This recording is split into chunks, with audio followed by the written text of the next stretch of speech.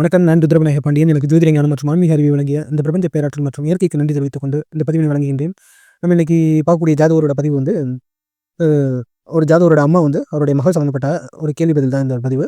அவர் வந்து bank related job கிடைக்குமா, வங்கித்துறையில் வந்து வேலை வாய்ப்பு அமையுமா என்பதை தெரிந்து கொள்ள ஆசைப்படுகின்றார். அதேபோல அவருக்கு திருமணம் அமைப்பு எப்படி இருக்கும், அவருடைய வாழ்க்கை எதிர்காலம், இது போன்ற கேள்விகளும் சந்தேகங்களும் அவருக்கு இருக்கின்றன. அதை சார்ந்த இந்த பதிவில் விளக்கமாக பார்த்து இருக்கின்றோம். ஒருத்தவங்களுக்கு வந்து பேங்க் ரிலேட்டட் ஜாப்ஸ் கிடைக்கிறனால, இந்த வங்கித்துறையில் வந்து நீங்கள் சாதிக்கணும்னு நினச்சிக்கிட்டீங்கனாலே உங்களுக்கு நிச்சயமாக எப்படிப்பட்ட கிரக அமைப்புகள் பெற்றிருக்க வேண்டும், எந்தெந்த இடங்கள் சார்ந்த வல்லமை பொருந்திய அமைப்புகள் நீங்கள் பெற்றிருக்கணும் அப்படின்னு தெரிஞ்சுக்கலாம். ஒருத்தவங்க பேங்க் ரிலேட்டடாக சாதிக்கணும்னு நினச்சிங்கன்னா, அவங்களுக்கு எந்த ஒரு ஜாதகராக இருந்தாலும் சரி, உங்களுடைய சந்திரனும் குருவும் நன்றாக இருந்தால் நிச்சயமாக நீங்கள் பேங்க் ரிலேட்டட் எந்த வாய்ப்புகளையும், அந்த பேங்க் ரிலேட்டட் எக்ஸாம்ஸ் நீங்கள் வெற்றி பெறதாக இருக்கட்டும், வங்கி தொடர்பான எந்த ஒரு பணி அமைப்பையும் உங்களால் பெரிய அளவில் முன்னேற்றமான அளவில் நீங்கள் சாதிக்க முடியும் என்பதில் எந்த விதமான ஐயப்பாடும் வேண்டாம்.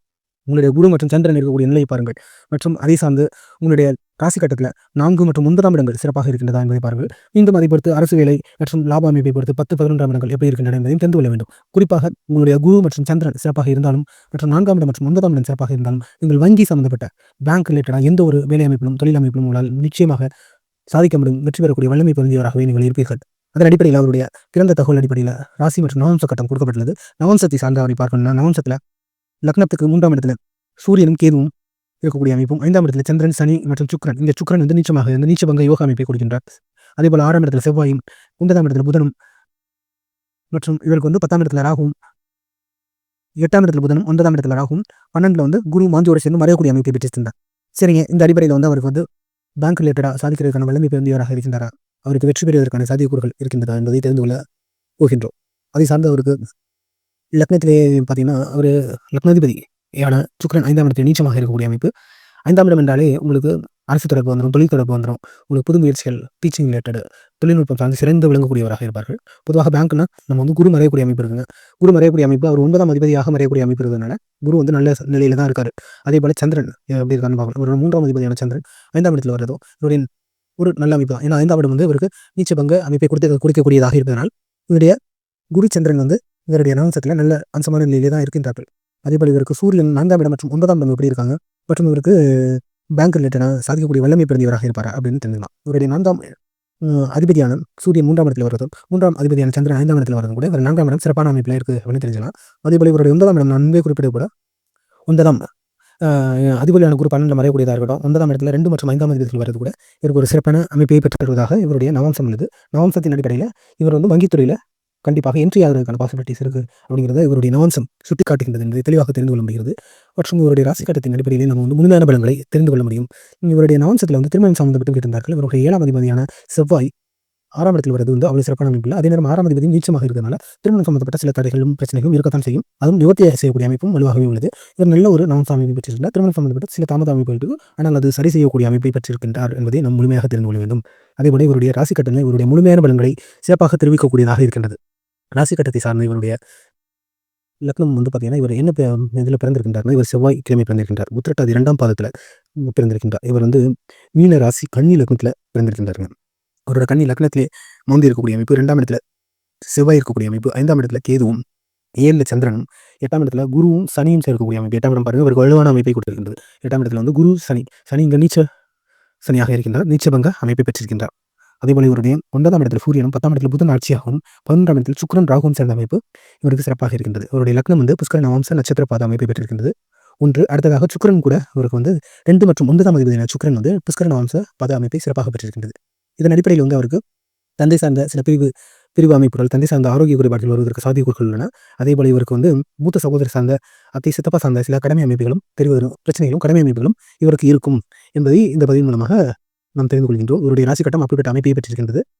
இவர் வந்து பேங்க் ரிலேட்டடாக சாதிக்கணும்னு நினைக்கிறார். அது சம்மந்தப்பட்ட ஒரு முழுமையான விளக்கத்தை பார்த்து விடலாம். அதேபோல திருமணம் அமைப்பு எப்படி இருக்கும், எப்படிப்பட்ட மணமகன் இவருக்கு வந்து வருவார் அப்படிங்கிறதையும் நம்ம இப்போ தெரிந்து கொள்ள போகின்றோம்.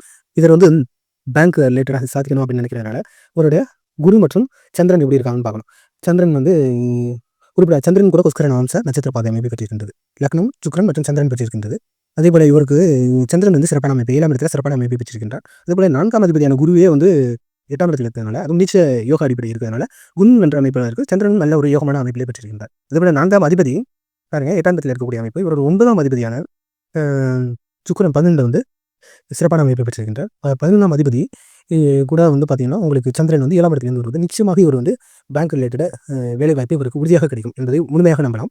அதே நேரம் பார்த்தீங்கன்னா, இவருடைய ராகு வந்து 11ஆம் இடத்துல வரக்கூடிய அமைப்பு வந்து சில வேலை அமைப்புகள்ல கொஞ்சம் கடினத்துவம் இருக்கும். கொஞ்சம் வந்து கஷ்டமான வேலை அமைப்புகள் இருக்கும். கொஞ்சம் பணியில சுமைகள் இருப்பதற்கான பாசிபிலிட்டீஸ் இருக்கும் இவருக்கு.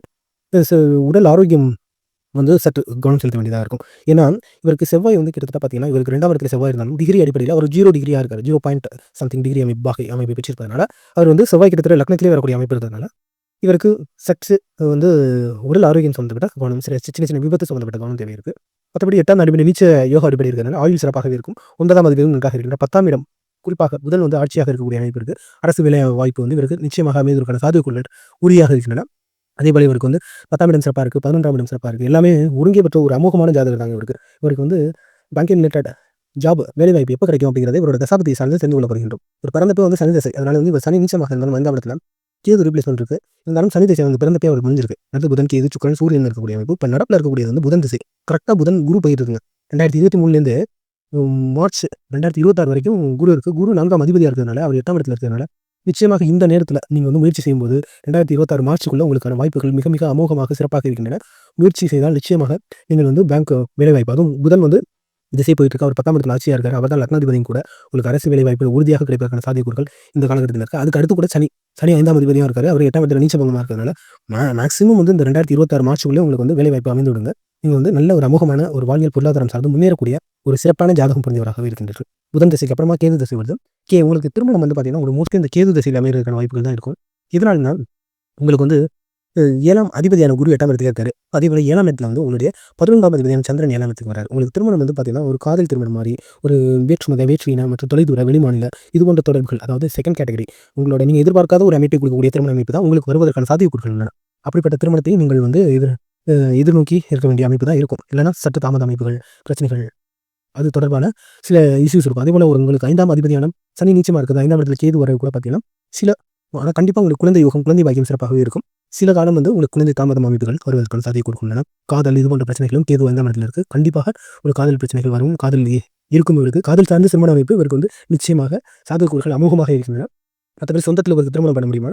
அதற்கான சாத்தியம் வந்து குறைவு. அப்படியே பண்ணா கூட அவருக்கு வந்து எந்த அளவுக்கு அவருக்கு ஈடுபாடோட இருப்பாரு, குடும்பம் நடத்துவாரு அப்படிங்கிறது வந்து சற்று பிரச்சனை தான் இருக்கு. காதல் சம்மந்தப்பட்ட திருமணமாக இருக்கும். சொந்தத்தில காதல் திருமணம் இவருக்கு சிறப்பாக இருக்கும். அல்லது வெளிமாநில, வெளிநாட்டை சேர்ந்த இல்லன்னா உயர் வணிகம் பண்றவங்க, அரசியல் சம்மந்தப்பட்ட தொடர்புடையவர்கள் மற்றும் இவருக்கு வந்து அதான் காதல் திருமணம் இது போன்ற அமைப்புகள்ல வந்து நிச்சயமாக இவருக்கு சாத்தியக்கூறுகள் செகண்ட் கேட்டகரி சாத்தியக்கூறுகள் வந்து இவருக்கு சிறப்பாக அமோகமாக உள்ளன.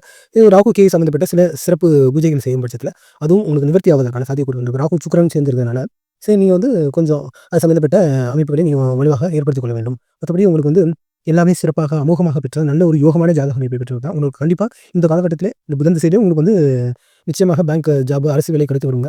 வாழ்க்கையில முன்னேற்றமான நல்ல ஒரு யோக பலன்களை அனுபவிக்கப் போகின்றீர்கள். திருமணம் மற்றும் குழந்தை தாமத அமைப்பு இருந்தாலும் கூட, அதுக்கு சில தடை அமைப்புகள், பரிகார அமைப்புகள் நீங்க சரியாக செய்யும் பட்சத்தில, உங்களுடைய வாழ்க்கை அமோகமாகவும், சிறப்பாகவும் ஒரு நல்ல ஒரு வாழ்க்கையாக அமைவதற்கு சாத்தியக்கூறுகள் உள்ளன. திருமணம் சொந்தத்திலேயோ அமைவதற்கான சாத்தியக்கூறுகள் கிடையாது. சற்று தூர சொந்தமாக இருக்கும் பட்சத்தில வெளி மாநிலம் இல்லைனா வேற்று மத, இன இது போன்ற கொஞ்சம் சற்று டிஸ்டன்ஸ் அமைப்பில வந்து நிச்சயமாக சிறப்பான ஒரு திருமணம் அமைவதற்கான சாத்தியக்கூறுகள் உள்ளன. தசாபதிகளும் வலுவாக உள்ளன. மோஸ்ட்லி இவருக்கு திருமணம் வந்து பார்த்தீங்கன்னா, இப்போ உள்ள காலகட்டத்தில அதற்கான அமைவதற்கான சாத்தியக்கூறுகள் சற்று குறைவாக இருக்கும். ஆனா வந்து அடுத்த ஏன்னா 7ஆம் அதிபதி குருவாவே இருந்தாலும் கூட, இந்த காலகட்டத்தில அவர் வந்து மோஸ்ட்லி இந்த 2026க்குள்ள அவருக்கு பேங்கிங் ரிலேட்டடா ஜாப் கிடைக்கிறதுக்கான பாசிபிலிட்டீஸ் அதிகமா ஏற்படுத்தி குடுப்பார். அடுத்து கேதுல தான் அவருக்கான வாய்ப்புகள் 2028க்கு மேல தான் அதுக்கான வாய்ப்புகள் வரும். இருந்தாலும் இவர பொறுத்தவரைக்கும் புதன் திசை 10ஆம் இடத்துல இருக்கிறதுனால, நீங்க எப்ப வேணாலும் திருமணம் பண்ணலாம். திருமணத்துக்கான காலதாமதம், தடையெல்லாம் கிடையாது. உங்களுக்கு விரும்பிய வரன், உங்களுக்கு சரியான வரன் அமையும் பட்சத்தில, இந்த திருமணம் வந்து ஒரு தடை கிடையாது. இந்த காலகட்டத்தில புதன் திசையில எப்ப வேணாலும் நீங்க திருமணம் செய்ய முடியும். அதனால எந்த மாற்றமும் கிடையாது. சில திருமணத்தில சில பிரச்சனைகள் வரும். அது வந்து புரிதல் அடிப்படையில, சில பரிகார அடிப்படையில நீங்க நிவர்த்தி செய்து தான் ஆக வேண்டும். இதுதான் இவருடைய ஜாதகம் தொடர்பாக நான் கொடுக்கக்கூடிய விளக்கம். மீண்டும் இது போன்ற மற்றொரு ஜாதகம் சார்ந்த விளக்கத்தை உங்களை விரைவில் சந்திக்கின்றேன். புவியுள்ள காலமெல்லாம் புகழோடு வாழ்ந்திடுவீர். வையகம் செழிக்க வாழ்க வளமுடன்.